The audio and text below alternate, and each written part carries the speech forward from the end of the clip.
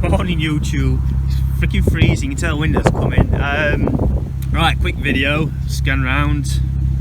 That's the weapon of choice for today.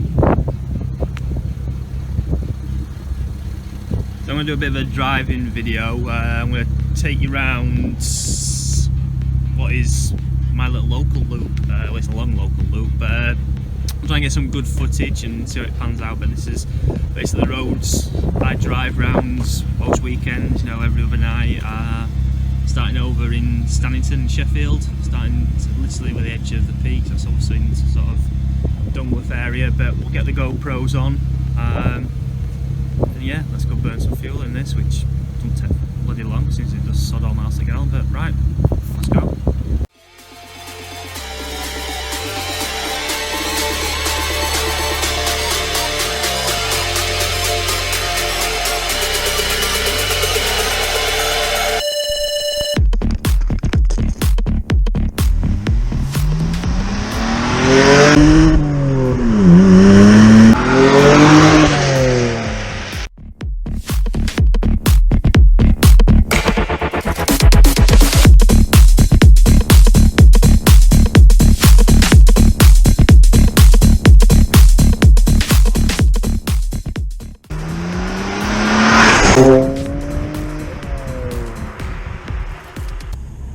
Right, this route's what takes us a couple hours to do, something like that. I'll try and get a map of it and actually post it on, but it is really early, so this is apologies. This is me just out of bed by what, 15-20 minutes.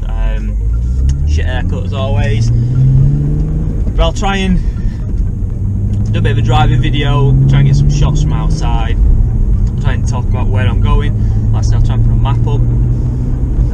Firstly, as you've seen from the first intro bit, I'm in the 135, so it's a newish car to me. I've not had it that long, probably a couple of months. Well, no, not even that. I think I'm just over a month actually. Love the car. It's I'm trying to do a proper little review video and not bore you guys with all the facts and figures and all that crap, but just explain why I bought it. If you see me with videos, you'll see I've got the E36, which I've been working on for forever, far too long, but that's just, I'm popping in the garage when I've got a bit of time and do a little bits on that. One day that'll be finished, one day, maybe, one day never. It's the E46 M3, which you'll have seen again. That's an awesome car, don't need anything to do. I need to do more videos and I need to drive the bugger more.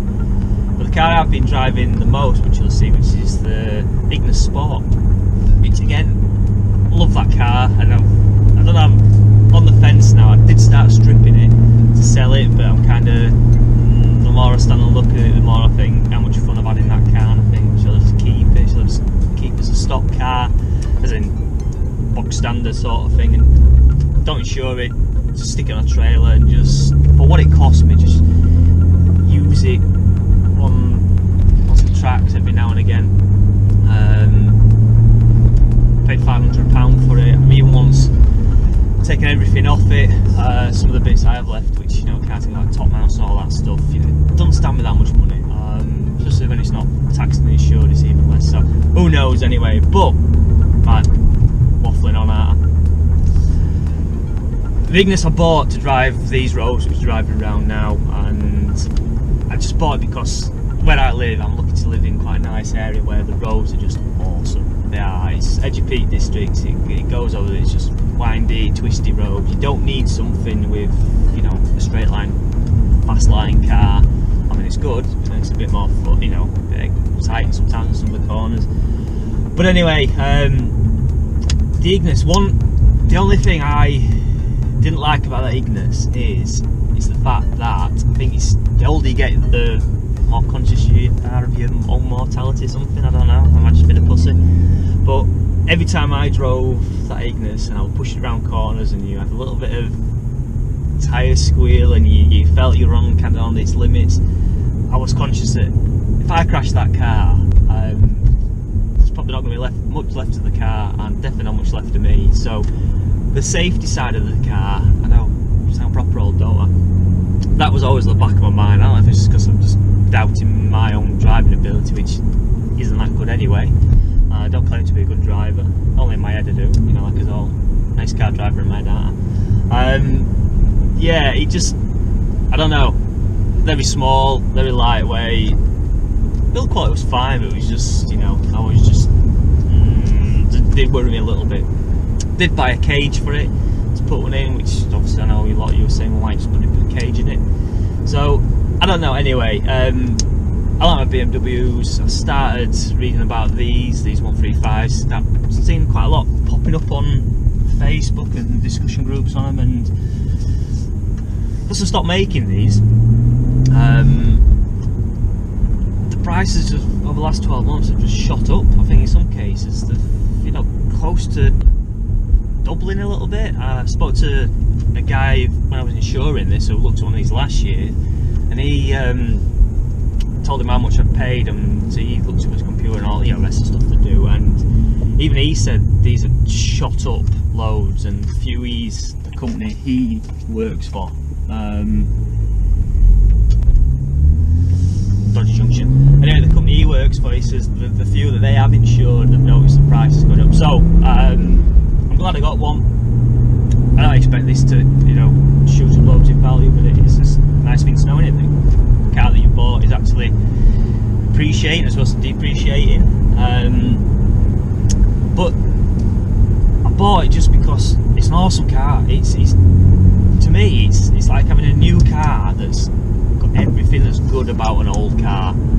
So again, not boring you with all the waffly figures and all that crap. The steering is awesome. Even though it's, you know, it's a new steering sort of system in it, it's really weighty. It's heavy. It feels like an old car. You kind of sometimes even question, has it even got bloody power steering? But it feels awesome. It's really direct. You can feel the road through it. It's just how steering should be, and I think that's just BMWs in general. The other thing is manual. As you can see, a manual going up and down. Automatics. I've got an automatic as daily, which is great if you're doing mega miles. But when you actually want a fun car, you cannot beat. I don't care what anybody says. You cannot beat having the manual. 3 pedals. You can get that little bit of giddiness when you do actually heel toe it and get it bang on, which is not that often for me. But I'll try and show that the pedals are so close together. It's just so easy in this car. It's like it's been made for doing that. And the car just feels like a car should be. So I bought one of these. I bought this car in mind with kind of replacing the Ignis. So I might strip it out. Don't know. It's got a lot of power. Do you need to strip it out? I mean, normally like with Ignis, you strip it out, or any car, you strip it out, make it a bit lightweight. You know, obviously get a bit more power to weight ratio. But again, it's twin turbo, 300 brake horsepower. It's, in my eyes, I don't think it needs any. But who knows? This is just a toy car, it's not a daily. I don't think anybody's ever going to sit in the back, so, you know, yeah, I might strip it out. If I did, I'd probably make it a little bit better job than I did in the Ignis, as in maybe still leave some carpets in, or carpeted panels where I obviously take out. Who knows? There's loads of things that can start tweaking with cars, like anything. It's money pits, aren't there? So I don't know. But anyway, enough of me waffling. So I'll try and do a bit better video of a little review of this car and just go a bit more depth on why I actually bought this car. Convince you guys, I don't know. So I'll shut up. I'll put my foot down. We'll go on to some better roads. I'll try and stop and do some bits and bats and make it a decent video and entertaining for you guys. But thanks for watching. Please subscribe. Any comments, let me know. Give me some shit. And yeah, thanks again.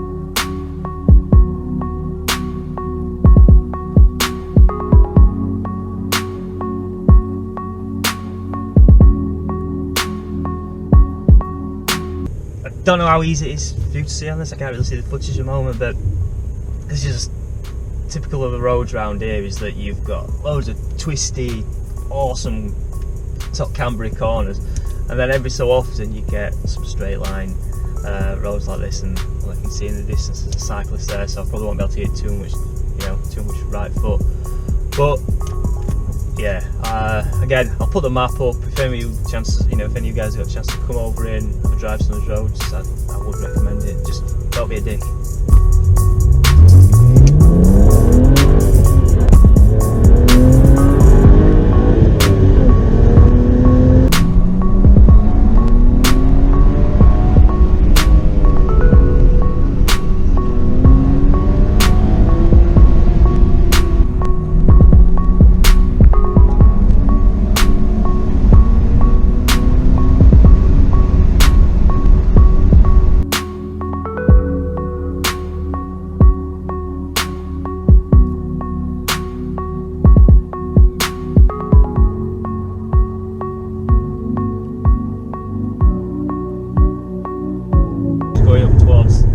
I think it is, which is a bit boring. You always get lots of traffic here, but once you get past this bit and you're only on this road for 10-15 minutes, you get onto the Woodhead Pass, which I think that's what it's called anyway, but if I see some signs I'll shout them out. That's a good driving road. You have to try and get out as early as you can in the morning, or as early as you can want to get out of bed in the morning to take full advantage of it, because the later you get, the more people come on the road. The more slow ass people you get on the road, bloody Sunday drivers, and it's. So you might have noticed I've drove past the same, two signs now saying Home Firth. That's because I drove past the entrance or the exit to the wood. My turn off I missed anyway is what I'm trying to say. So as you can see now we're going back here, but hopefully, I don't know if there's anybody in front of me, but again this is another stretch of road. Let's have a quick find, see if anybody is.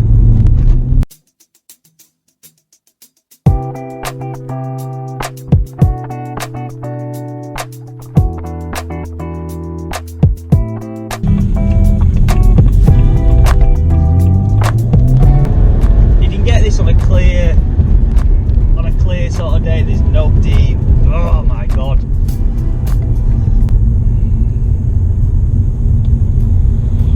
It's almost like they want you to knock them off. But if you can get this road and there's nobody in front of you, so I'm going to pull over and wait a bit. This takes you right to the top, and this is a very good road. It can be pretty scary, so let's just stop and give these people a bit of time to. It's very winding, narrow. There's not much on one of the sides of it, to the left hand side, so you kind of have to be on your wits, and it does take you right to the very top, so almost, well, to the summit I suppose I'm going to call it. Yeah, it's good. Let's see if that's given them enough time.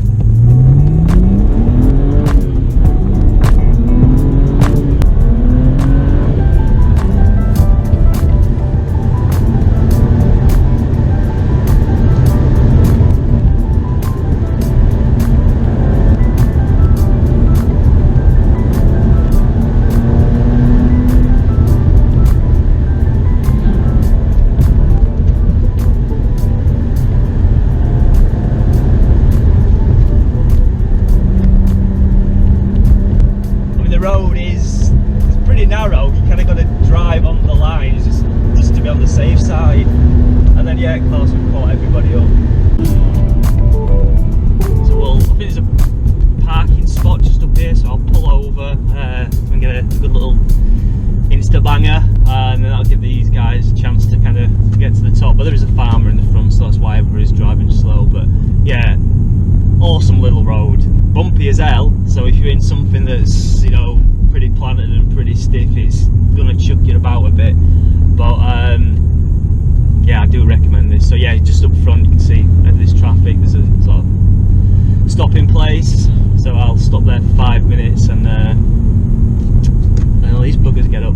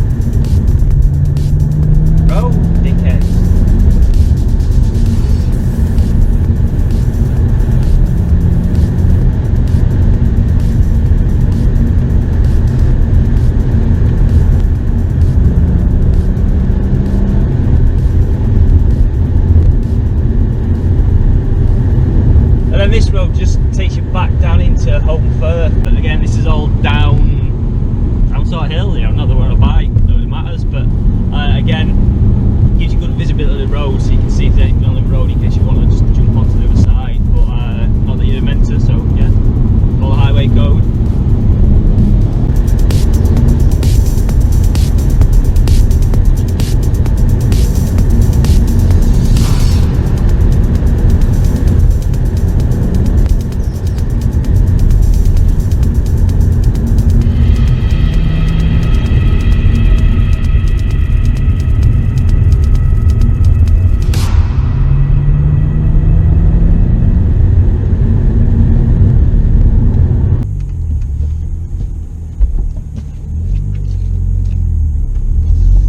So what I tend to do is drive right to the top to the bottom. I normally go further down into Home Firth, but you can see there was a big queue of traffic, and then you can either go back over to make your way through sort of back road to Barnsley and all that sort of thing, back over to Sheffield if that's where you're starting, or you can do the best bit, which is just get to the bottom of this little pass in Home Firth and then just turn around and go back and do it in reverse, and then if it's the first time you've done it, at least you know what's coming up. You can do this run, it's not massive, so you can do it a few times, just yeah, see how you get on. But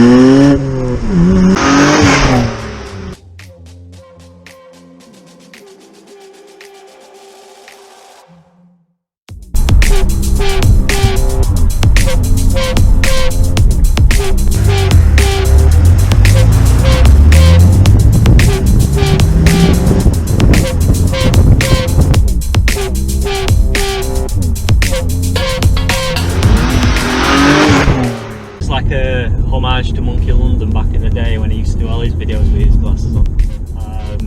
Yeah, it's not for looks, it's just because it's bloody bright. Big